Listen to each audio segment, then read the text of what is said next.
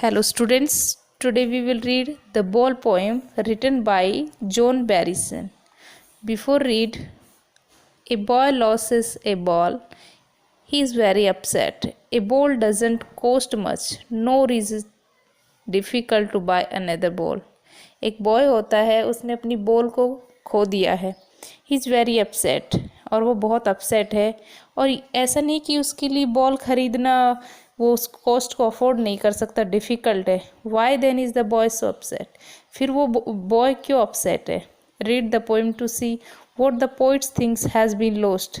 According to poet, उस बच्चे ने क्या खोया? पोइट का क्या मानना है कि बच्चे ने क्या खोया? And what the boy has to learn from the experience of losing something. और कुछ खोने की वजह से बच्चे का क्या एक्सपीरियंस रहा, उसने क्या सीखा? चलिए पोएम में देखते हैं. What is the boy now? अब बॉय की सिचुएशन कैसी है? Who has lost his ball? जिस बॉय ने अपना बॉल है लॉस्ट किया है, खोया है. What is he to do? अब वह क्या करेगा?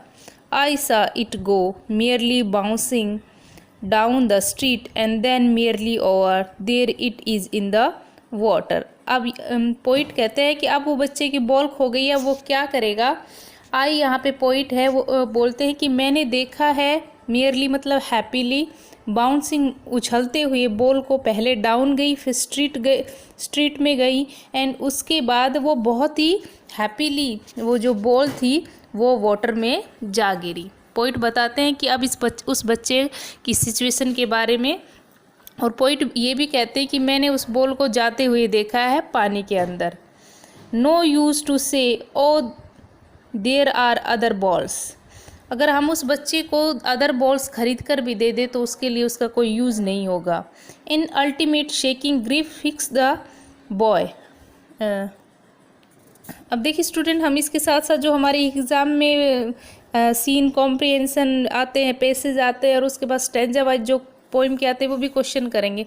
तो हम यहाँ से what is the boy now वाली लाइन से लेकर यहाँ तक अदर बॉल्स तक जो जो क्वेश्चन बन रहे हैं वो डिस्कस करते हैं. तो पहला एक क्वेश्चन बन रहा है, what has happen to the boy. तो बॉय के साथ क्या हुआ था हमें पता है.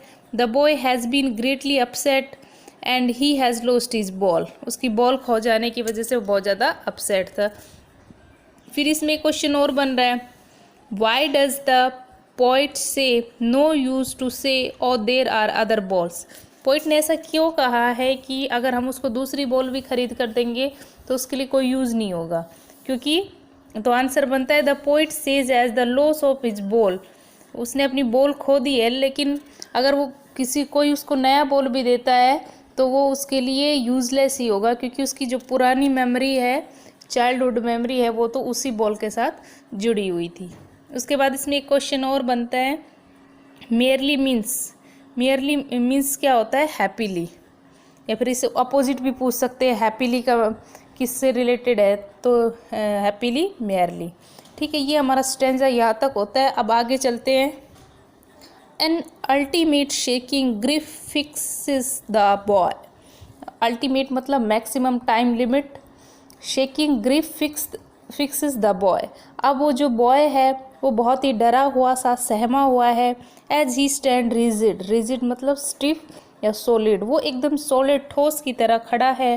ट्रेम्बलिंग काँप रहा है. स्टार्टिंग डाउन और नीचे की तरफ देख रहा है. All his young days.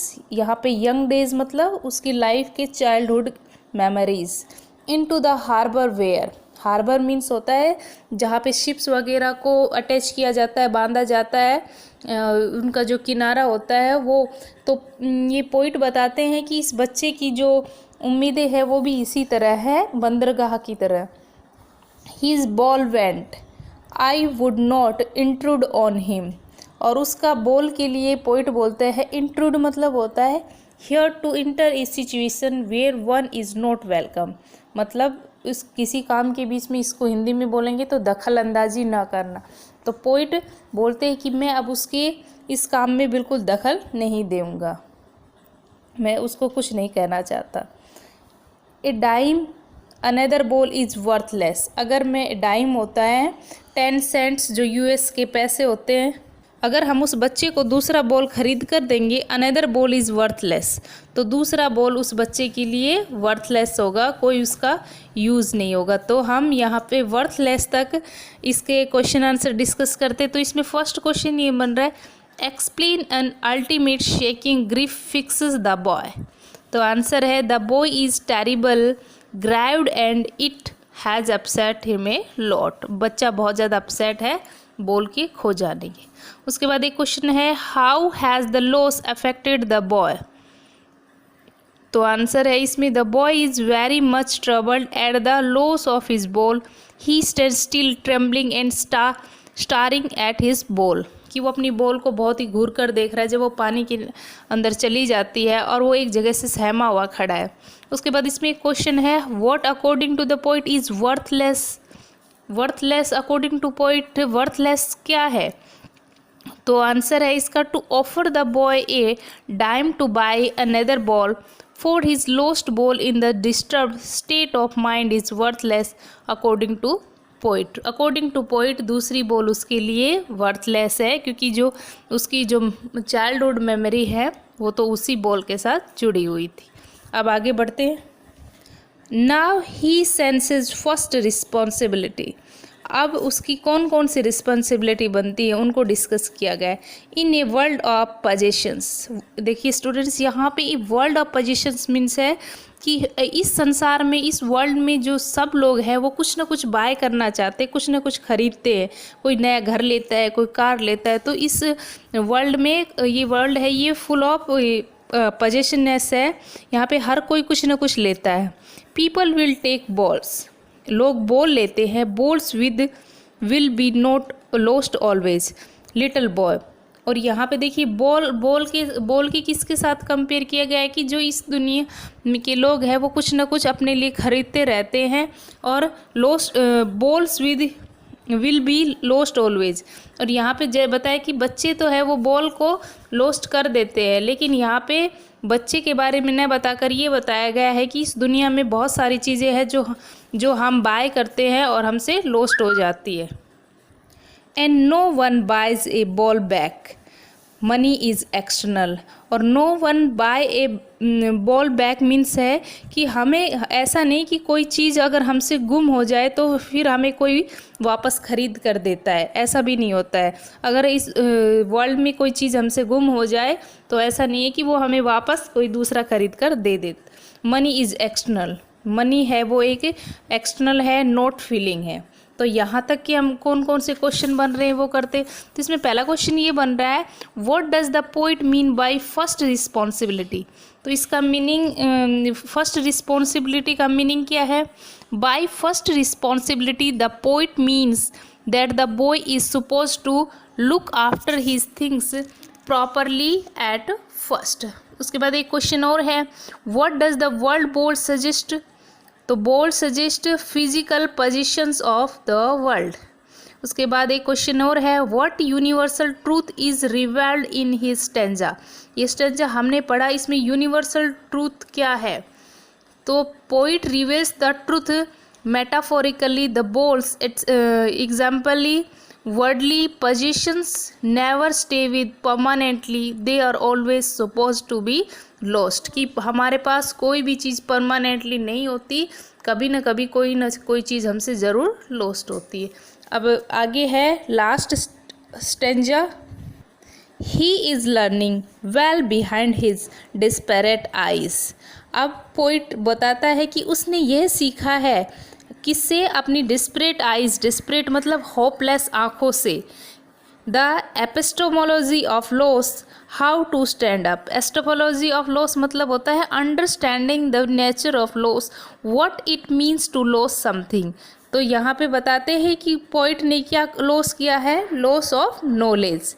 और क्या, हाउ टू स्टैंड अप, कि इस वर्ल्ड में कैसे अपने आप को स्टैंड अप किया जाए, क्योंकि ये जो वर्ल्ड है इसमें कुछ ना कुछ हमारा गुम होता ही रहता है, लॉस होता ही रहता है।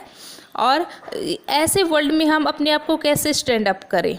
नोविंग what every man must one day know. और ये बात हर मैन जानता है कि इस दुनिया में, इस वर्ल्ड में एवरी मैन, हर आदमी को ये सब सीखना ही पड़ता है।